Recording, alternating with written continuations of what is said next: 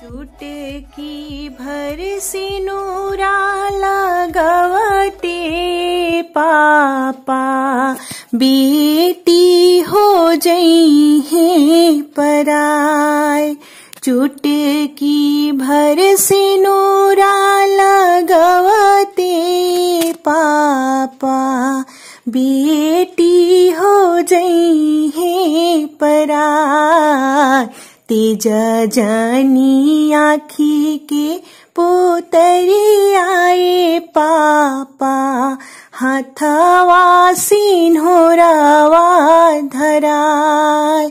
भेज जानी आखी के पुतरी आए पापा हाथवा सिन्होरावा धराय। सिनुरा की गुणवा ना जननी पापा करतारा बोला हमरा काहे के दूर। कवन रे गलती कई दिहानी पापा काहेला तू बाड़ा इतना मजबूर। सिनुरा की गुणवा ना जननी पापा करतार काहे तू हमारा की दूर। कौन रे गलती कई दिहानी पापा काहेला बाड़ा तू इतना मजबूर। हाथवा धराई दिहला दोसरा के हाथवा दिहला तो हमें भर मार। हाथवा धराई दिहला दोसरा के हाथवा दिहला पापा हो भर मार। भेज जानी आखी के पुतरी आओ पापा हाथवा सिन्होरावा धराय।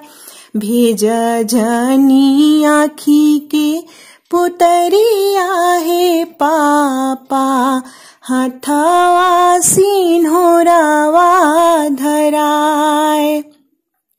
तेजे की तरहे काहे सटल करे जावा दोसरा से दिहल तू हाथवा धराय। तेजे की तरहे काहे सटल करे जावा दोसरा से हाथवा तू दिहला धराय। टुकुर टुकुर ताकतारे हमारो नयनवा ऐसन सजाय काहे दिहलाई पापा। पत्थर के कैला करे जावा ओ पापा कैसन नीतिया तोहार। पत्थर के कैला करे जावाए पापा कैसन नीतिया तोहार। तेज तानी आखी के पुतरी आए पापा हाथवा सिन्होरावा धराय। तेज जानी आखी के पुतरी आए पापा हाथवा सिन्होरावा धराय।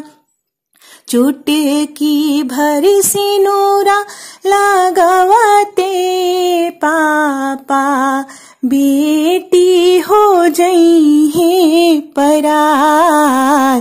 भेज जानी आखी के पुतरी आए पापा हाथवा सिन्होरावा धराय।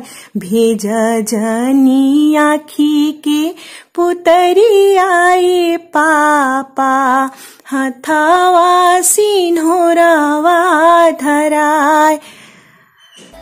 अगर आपको मेरी आवाज अच्छी लगे तो प्लीज मेरे चैनल को सब्सक्राइब कीजिए, लाइक कीजिए और बने रहिए हमारे साथ।